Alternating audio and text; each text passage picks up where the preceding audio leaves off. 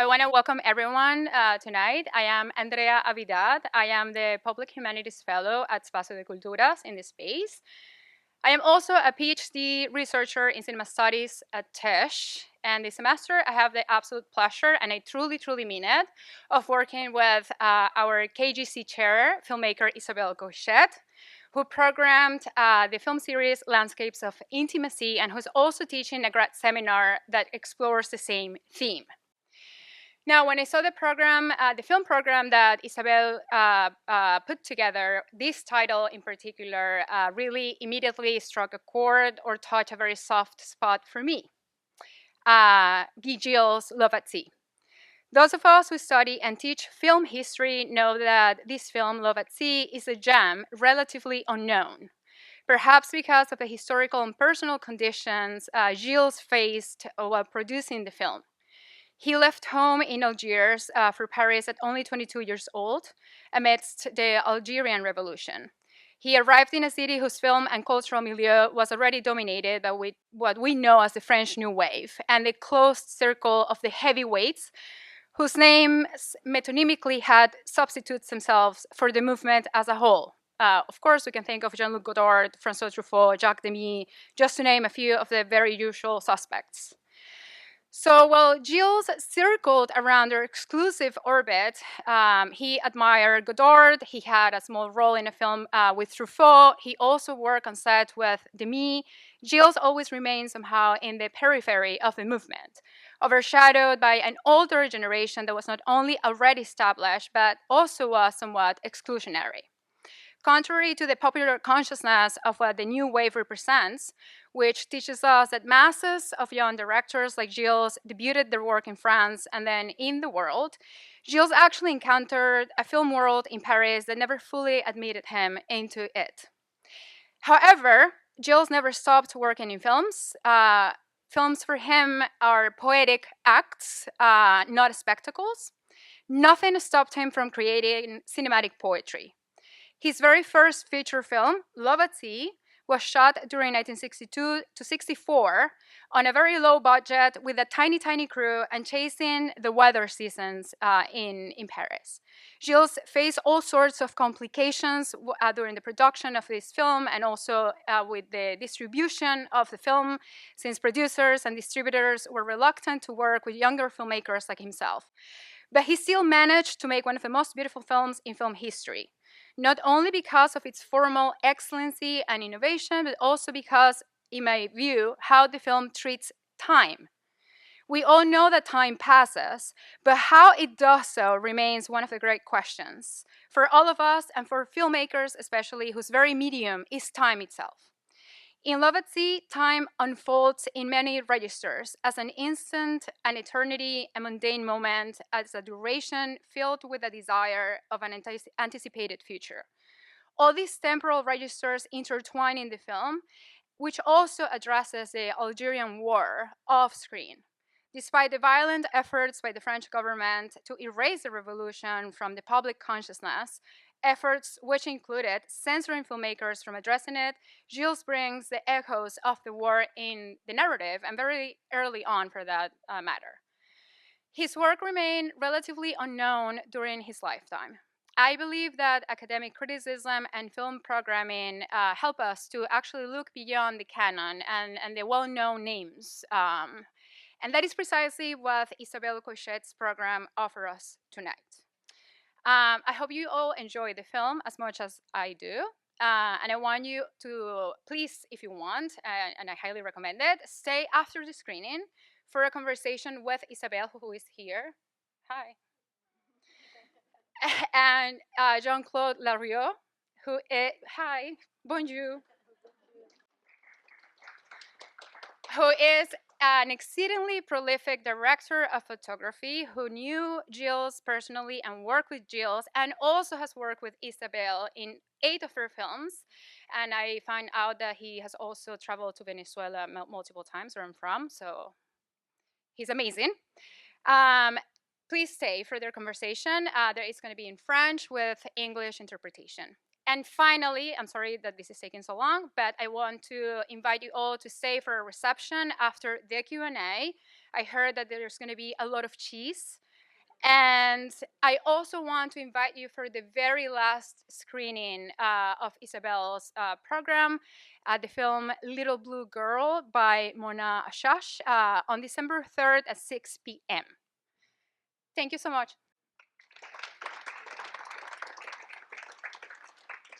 Tu es engagé pour combien au juste? 5 ans.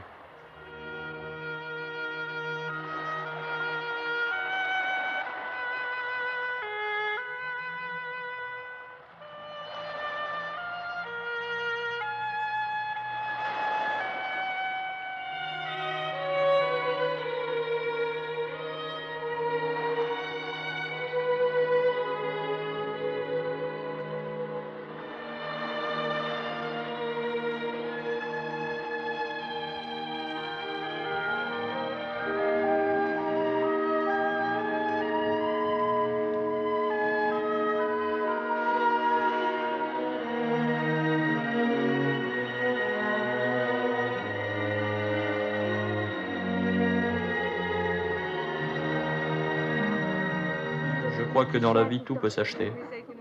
Je ne le pense pas. Je crois que la vie est simple et pas simple. Enfin, c'est compliqué. Je suis certain, par exemple, que les sentiments ne s'achètent pas. On ne paie pas aussi l'amitié.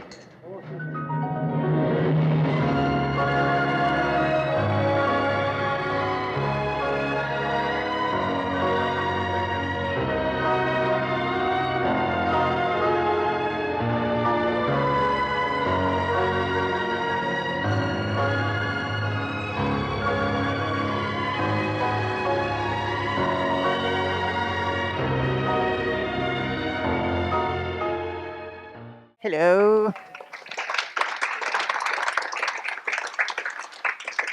I know this is a session about this film about Guy Gilles, but at the same time, since I've done 8 films with Jean-Claude, if you have seen some of the films we have done together in the marathon we had like 2 months ago, 1 month and a half ago, so feel free just go to ask questions to Jean-Claude.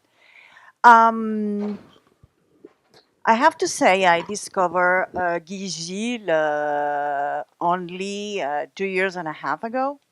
In a little village in the south of France, Jean-Claude knows that place. I was, this is a little village with 16 bookstores. And one day, since I'm kind of crazy. I was like, I bought like a collection of all Cahiers du Cinéma. And I was, reading all these magazines. And there was this review of this film. And it was really a very nasty review. But all the things they were saying, for me, the person, he's dead. The journalist who later became a filmmaker. He was really trashing this film in the most nasty way you can imagine. But all the things he was saying as a like it's there is a why the filmmaker makes black and white and color and why that use of the music and why the voiceover and why this. I mean, everything he was saying, for me, they were like really beautiful things. So I said to myself, Guy Gilles, L'amour à la mer, what? So I started Googling the Guy Gilles. I discovered the only way to watch these films was buying the DVDs. So I bought all the DVDs. And also I start asking, the French people around me, even people who really knows a lot about films. Do you know this filmmaker? Nobody around me knew him, even filmmakers and writers and one of our friends who has the most amazing DVD library. Then I called Jean-Claude and I said, Jean-Claude, do you know this filmmaker? And he said, yes. My first film as a director of photography was Guy Gilles' last film. So I realized in a very twisted but beautiful way we are connected. So that's why I invite him to talk about Guy Gilles.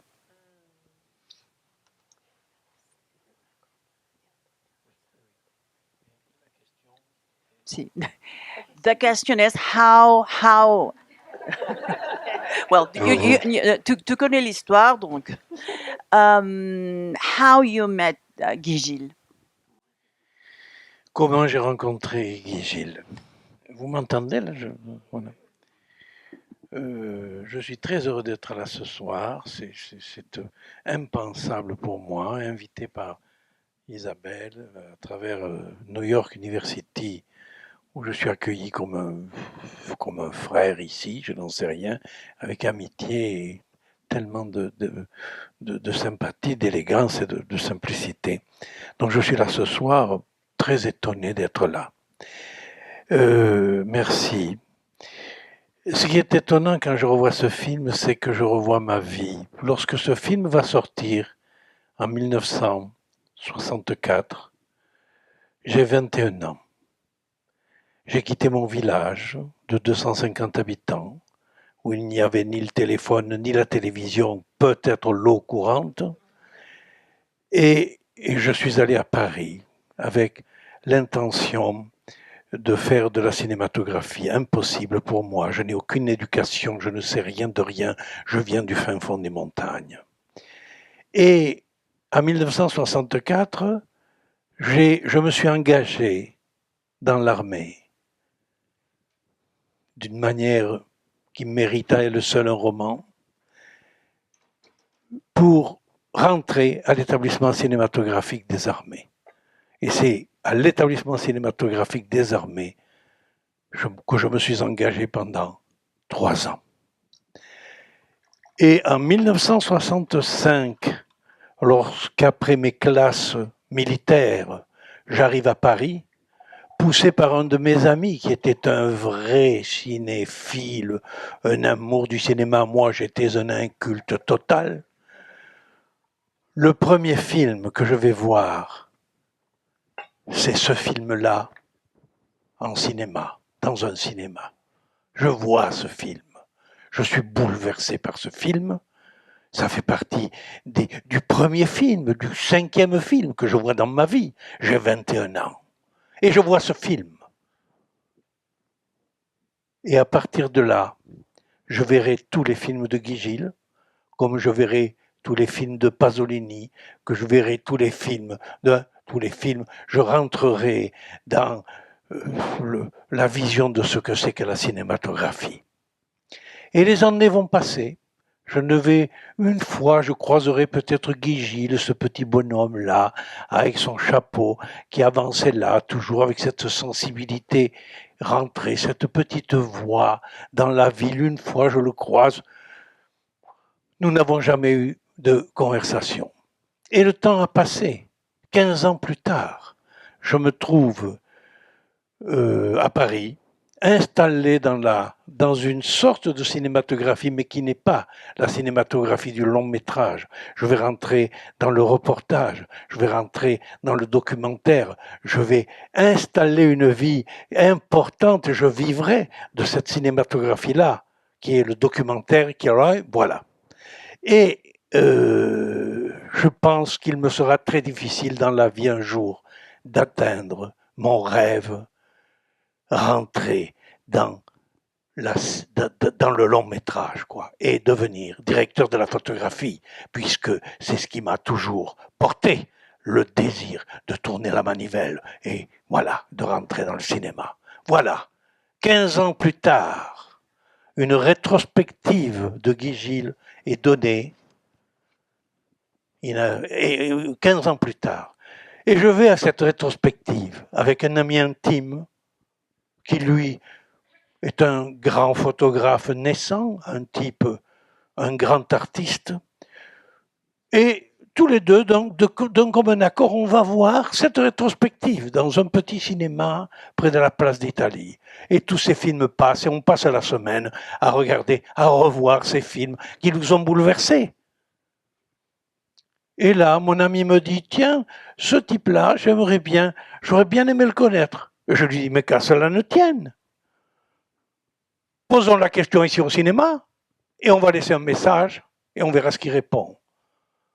Je laisse le message derrière la taquille du cinéma où on me regarde comme ça, on ne veut pas me donner le téléphone. Le lendemain, Guy Gilles téléphone à la maison, car nous avions le téléphone, ce qui était rare à Paris quand même, il fallait être docteur pour avoir le téléphone. À cette époque-là, en 1965, donc on est en 80, et on a le téléphone. Et là, Guy Gilles appelle et il dit oui, qu'il vient dîner à la maison. Il était très intéressé par l'œuvre de Bernard qui était naissante. Il avait un œil, une sensibilité, et il arrive à la maison et là, nous allons passer une soirée qui n'en finira pas, où nous échangerons et quelque chose va se passer avec ce petit bonhomme et son petit chapeau et cette petite voix fluette et ce regard, cet échange. Et finalement, on va se quitter dans la nuit. Au revoir. Et le lendemain, Guy Gilles m'appellera pour me proposer de tourner comme directeur de la photographie Le Crime d'amour, qui sera son dernier film. Bien sûr, ensuite, il en fera 2 autres qui passeront dans les oubliettes, mais Le Crime d'amour sera son dernier vrai film de long métrage. Et c'est comme ça que j'ai connu Guy Gilles. Les incidences du hasard. De la même manière que plus tard, ma rencontre avec Isabelle, qui est un roman à lui tout seul. Voilà.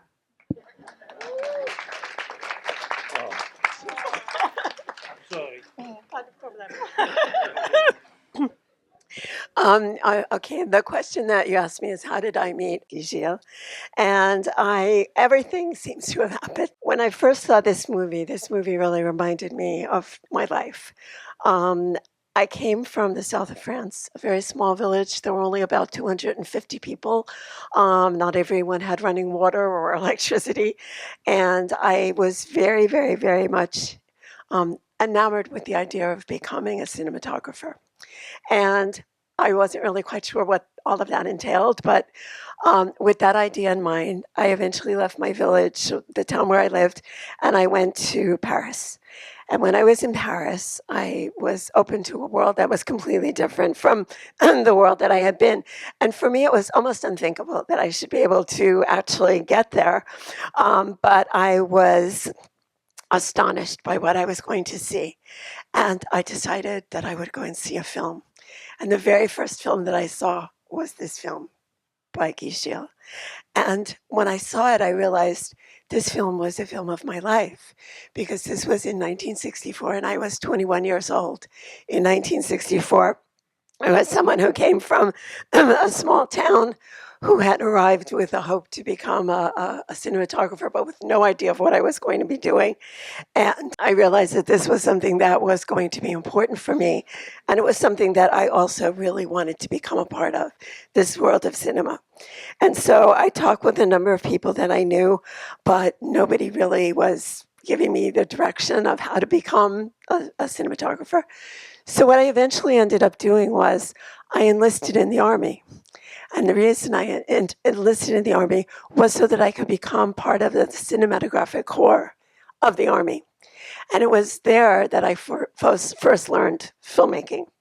And when I was there, I was learning filmmaking, but not the kind of filmmaking that you see here, feature filmmaking, but it was focused much more on reporting, documentary filmmaking. But I was able to see how films were made. And I was also to see other films. And when I was on leave and I would go back to Paris, the first thing I would do would be to go and see as many films as I could. Fast forward 15 years after my first encounter with the films of Gilles, I had already established myself as a filmmaker, as a cinematographer, doing documentaries and reportage. And I had a good career. I enjoyed my career. But I also took advantage of seeing all of the films that Gilles had done, all of the films of Pasolini, of really immersing myself in that whole world of cinema at that time. And I realized that that was perhaps the dream, that was the fugitive dream for me, that I would never really accomplish what I really wanted to do. So one day with a friend, we went to see another film, and it was a retrospective of Gilles' film. And I was with a friend, and I said, this filmmaker means so much to me. I just would love to have met him. And he said, well, if you want to meet him, why don't you just leave your name and number with the person in the cinema, and they'll get in touch with him, and perhaps he'll get in touch with you. So that's exactly what happened. I left, and the next day, Gilles called me, and he invited me to come for dinner. Many of the things that happened to me on my way to this point are all things that simply happened by chance. And so I went to dinner, and I had a marvelous time. We spoke a lot, and I spoke to him about how I wanted to do feature films, but that this didn't really ever seem to have been a possibility for me. We passed an amazing evening together, and I went home. And the very next day, I got a call from Gilles, and he asked me, would I like to become the cinematographer on the film that he was going to be making? And this was going to be what would be his last feature film, which was The Crime of Love. And he made a couple of films after that, but this was really his last feature film. And so for me, that began my career as a cinematographer, a DP in a feature film, with the last film of Gilles, whose film had been the very first that I saw when I came to Paris. So that is really the story of how I met Gilles.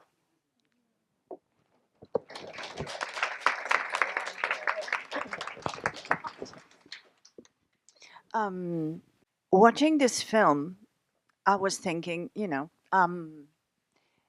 this film was made at the same time of, the main films who become, the most important films of La Nouvelle Vague. But all the people, all the directors who starred La Nouvelle Vague, Godard, Truffaut, Chabrol, Bresson, who has been compared to Gilles in some aspects, I found this film much more free, much more experimental, and much more alive and much less academic than the first films of Truffaut, Chabrol, Godard. Also, even the fact he's mixing color and black and white, the use of voiceover, is something Truffaut used a lot, but later in his career. Qu'est-ce que tu penses, mon ami?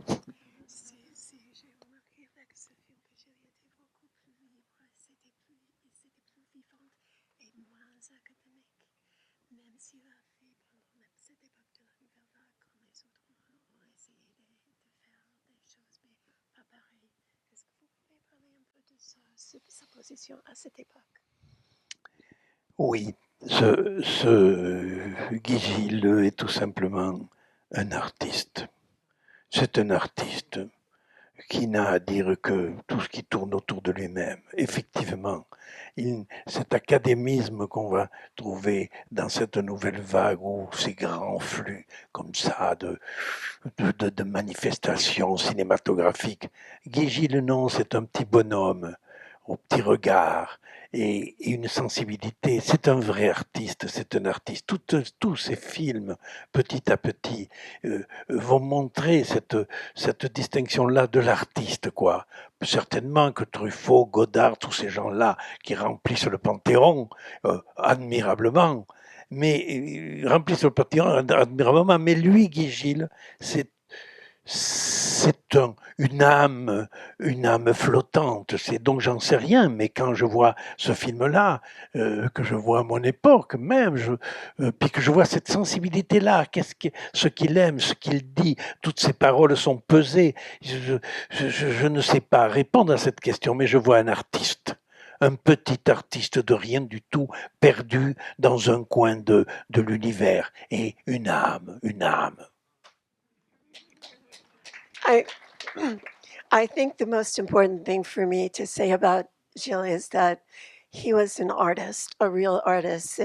This ordinary little guy who has occupied this little corner of the universe, but he was a true artist, and the kind of academic qualities that you mentioned in some of the Nouvelle Vague, where they're moving and they're experimenting with different things. Well, he wasn't doing that. He was just a regular guy who was little by little trying to portray the epoch, the period in which he was living, to really to show the world around him.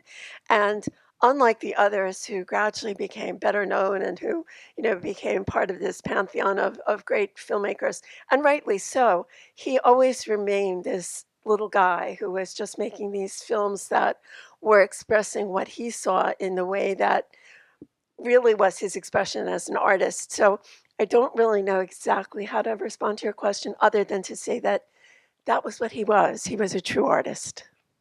Et c'est pour cette raison que lorsque je reçois, je me souviens, je crois avoir reçu le message d'Isabelle me demandant si je connaissais Guy Gilles. La nuit était tombée, je crois. C'était le soir que je reçois ça. Tu connais Guy Gilles? Mais j'ai reçu comme une flèche ici dans le cœur. Et quand Isabelle me dira combien elle, dans la pixelisation de sa propre envergure, elle sentait une différence, une ressemblance dans son art à elle, avec Guy Gilles. Mais j'en aurais eu les larmes aux yeux, parce que là, il y avait une vérité qui était en train de sourdre, là, comme une source inattendue, là, au milieu de la foule. Pardon, I'm sorry, I don't speak English, and but it's difficult. This is why when I first heard from Isabel and when she asked me, did I know about Gilles, it was like a moment the arrow pierced me right in the heart, and I knew that this was something that you shared, that this kind of way of just looking at the world in the time in which you live, and the resemblance to me was so really strong that this was why I just really jumped at the chance to be able to work with you. I have to say there are like no, I mean filmmakers like the contemporary filmmakers who of Guy Gilles, they never like him, but there were four women who really like him, and one was Masha Merrill, the main character in La Femme Mariée de Godard, who was also the producer of his second film, Le Pain Coupé. Marguerite Duras, who was really someone who loved his films. Agnès Barda, who was always very, I think from the Nouvelle Vague, she was the only one who was saying good things about Guy Gilles. And you can see in some films of Guy Gilles, you can see some things of Agnès. And there is one who, I think the translation here was Antoine Hillois, it was Vagabonde. There's a character who's based in one of previous Guy Gilles movies. And she said that in one interview. And also another person who was very important for him was Jean Moreau. And Guy Gilles was completely, madly in love with her. And they had an affair, even if, Guy Gilles, he was bisexual. He was always like, his main relationship with men, but he was really, really in love with her. And when she broke up with him. He tried to commit suicide. At least is what I read in three themes in three articles. Why you think the other filmmakers in La Nouvelle Vague never like him?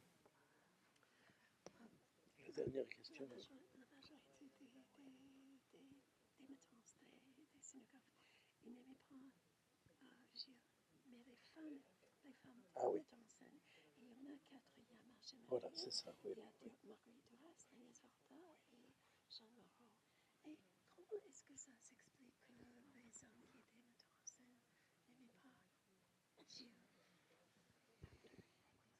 C'est une question difficile pour moi de répondre à cette question. Effectivement, mais le sentiment d'Isabelle, et je n'y aurais pas pensé. Mais effectivement, je n'en sais rien pourquoi. Peut-être parce que c'est une sensibilité. Guy Gilles aimait les garçons. Qu'est-ce qu'il aimait? J'en sais rien, il aimait tout, mais sa sensibilité était quand même marquée vers les garçons. Donc, peut-être que ça dérangeait sans déranger, mais c'est peut-être une des raisons pour lesquelles il n'a pas eu l'attirance de tout le parterre, quoi. Et donc, ça vient peut-être de ça, du fait qu'il a été oublié complètement, parce qu'il est oublié complètement, ce type qui a un talent merveilleux. We have to say, I think this is the first time this film is being shown, even a little, even if it's, this is not a big screen, but it's a screen. It's not like an, platform. So this is the first time a film of him is seen in a public space in the United States.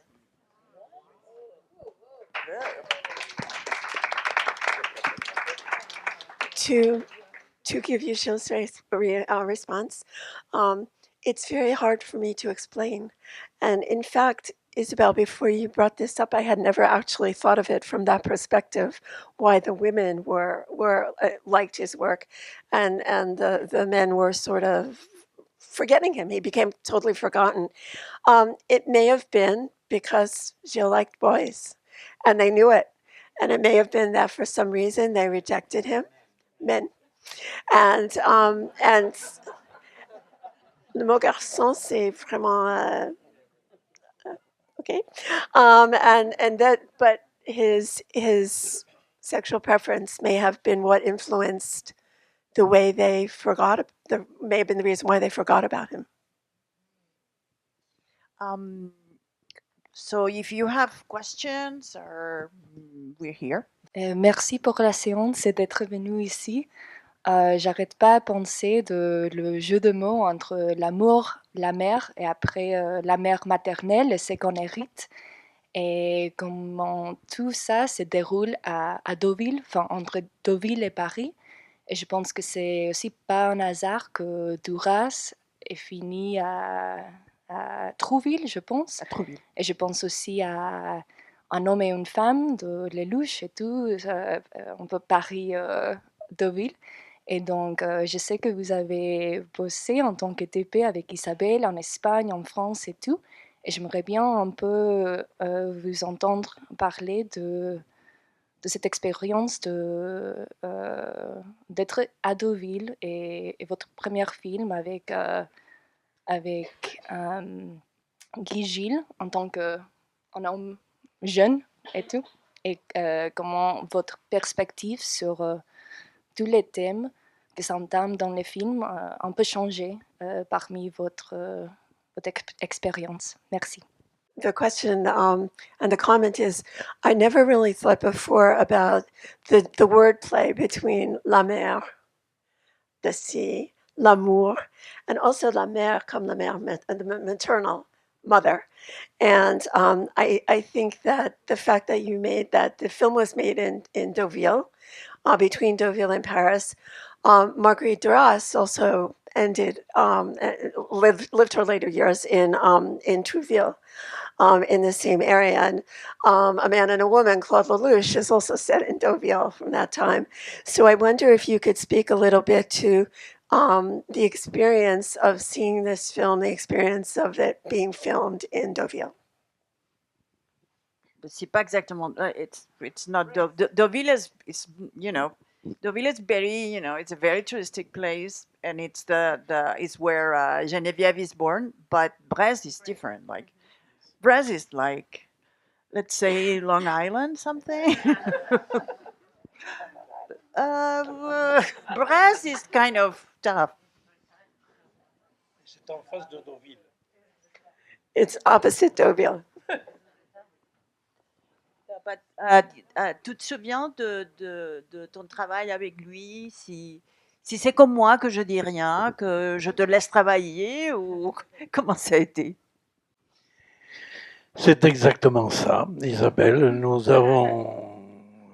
Parce que il faudrait raconter comment nous nous sommes rencontrés avec Isabelle. C'est un moment encore... C'est un peu honteux parce que we met doing a commercial for a bra, like lingerie, kind of Victoria's Secret but French. So let's say it's not like very artistic. Si, c'était un moment très important car nous ne nous connaissions pas. Isabelle arrivait à Paris pour tourner pendant une semaine extrêmement chargée cette publicité, et moi j'arrive par hasard, car ce n'est pas moi qui devais être là, c'est quelqu'un d'autre qui ne pouvait pas être là. D'un seul coup, je suis là. Et à partir de là, nous avons travaillé avec Isabelle sans... On tournait à ce moment-là en 35 mm. C'était quand même... la vidéo n'existait pas, je pense. Enfin, j'en sais rien. Toujours est-il que nous avons tourné en 35 mm pendant une semaine avec une énergie, sans se dire même un mot. Avec une puissance de feu, j'en sais rien. On s'est regardé. Isabelle est partie. Au revoir. Et peut-être qu'elle me rappellera 2 mois plus tard. Et on ne se quittera plus de toute la vie. Pardon de le dire comme ça si mal. I think it might be helpful if I told you how Isabel and I met. It was a very important moment for us both. Isabel was working on this advertising campaign, and she came to Paris, and it was for 1 week of very intense filming, and filming in 35 millimeter during that time. I don't know if video existed then, but she was working, and she wanted it to be in 35 millimeter. And somebody else was actually supposed to be doing the filming and was unavailable. So I was the replacement. I was the person who came instead. And I immediately began working with her, and we felt this kind of energy and connection that we virtually worked without saying anything to each other. She would just look over at me, and I would know, and the work would proceed. And we finished the week of intense work, and that was it. I left, and about 2 months later, she contacted me, and we were in touch again, and we've been inseparable since. Mais c'est très important, la manière de travailler.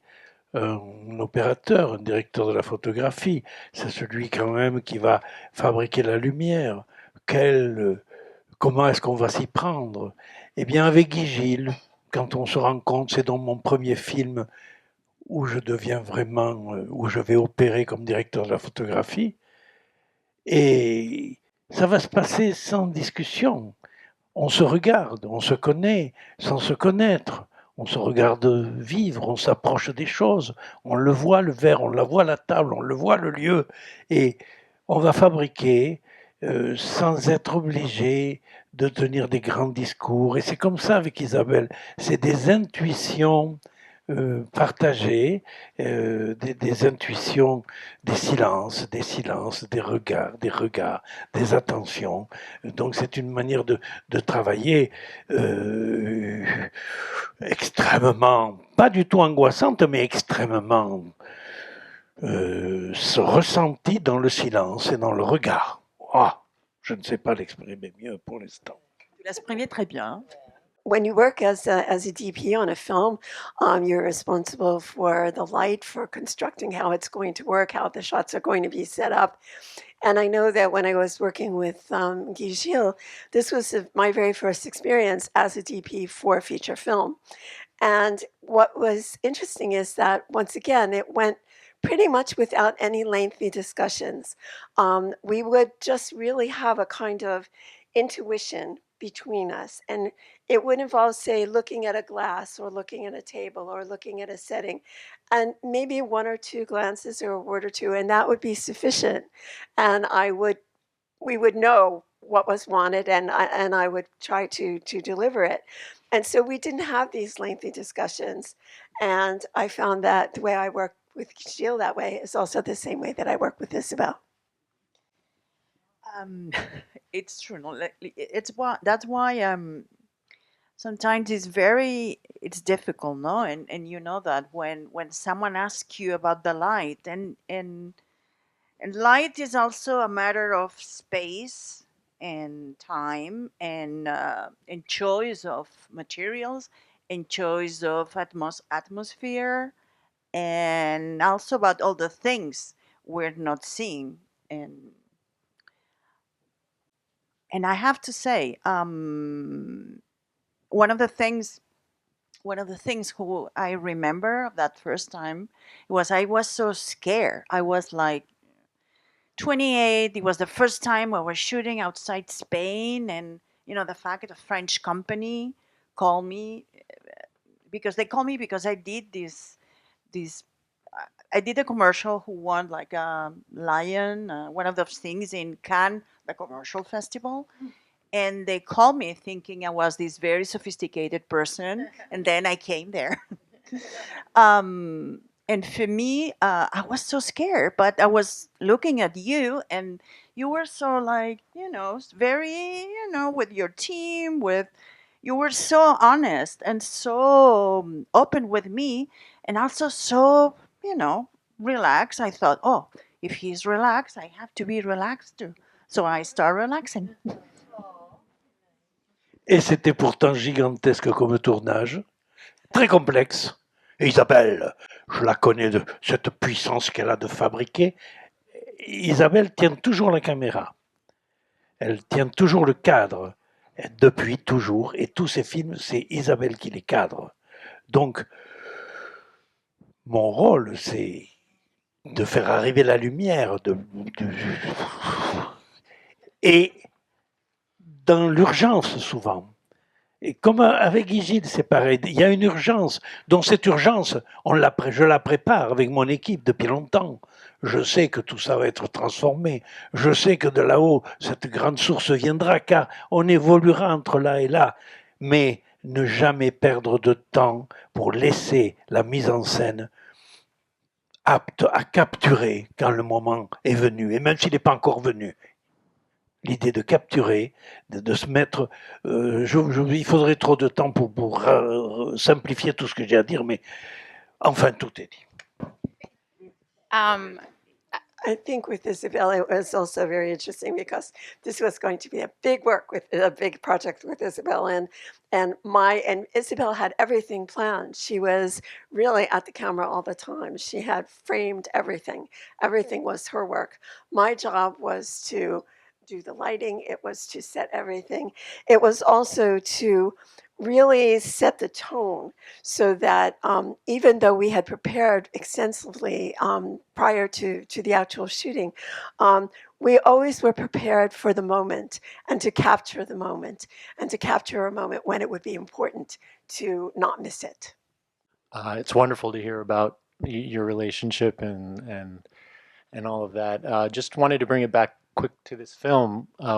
It's part of this series on intimacy, I believe, and I'm curious to hear your take on what about the film, made you include it in the series. What is it about intimacy that you see in the film?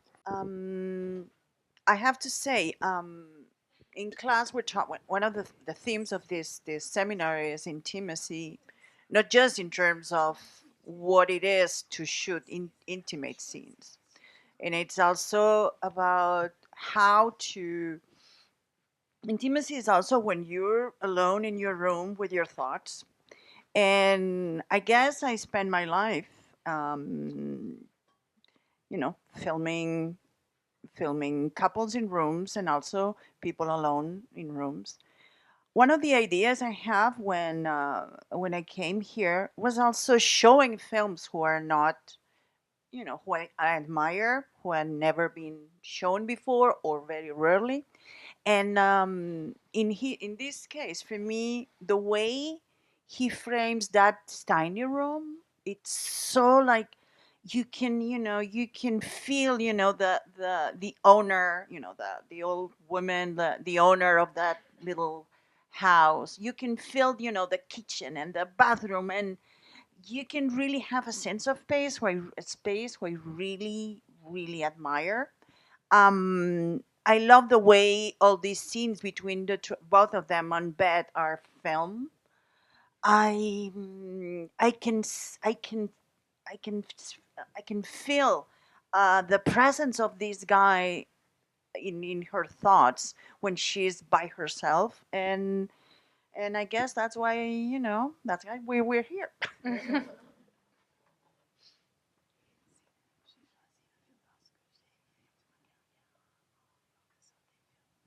I have to say also, I know this film was made in 2 years, so sometimes you can, you know, you can see, okay, some of the shots of, let's say, the snow. You know, they film the snow and then they use it in the editing.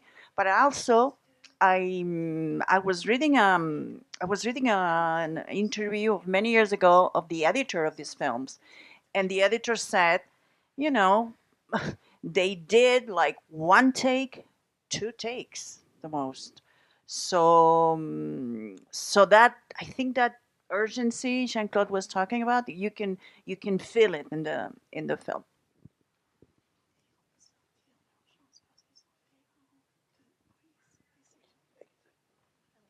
Yes, that's exactly right. That's why I work with him. You know, that's what he's. As I was watching it, I wasn't really sure what I was catching or like picking up on. But there were some scenes where the intimacy seems like really, really intense, especially between some of the men. And so I mean, I don't want to make presumptions about right personal life and then putting it into the film. But then later on, I start to notice a lot of the scenes too. There is like a lot of like visual intimacy that is like very focused on particular male individuals. And then later on, the last monologue about the sort of friendship. So I'm wondering if there was like some intentionality in the way that it's like queered, or whether or not we're doing sort of an anachronistic reading when we sort of project that queerness with like an after the fact for the biography of the filmmaker, or if that's something that's intentional that you've all picked up on and have noticed. Me personally, I think yes.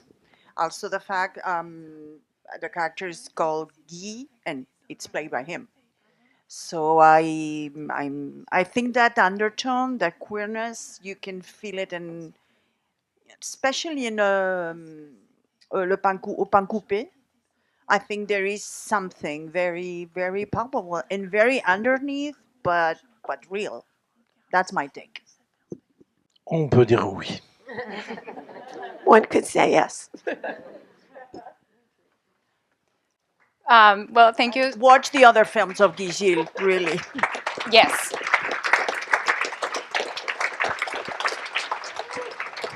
Thank you.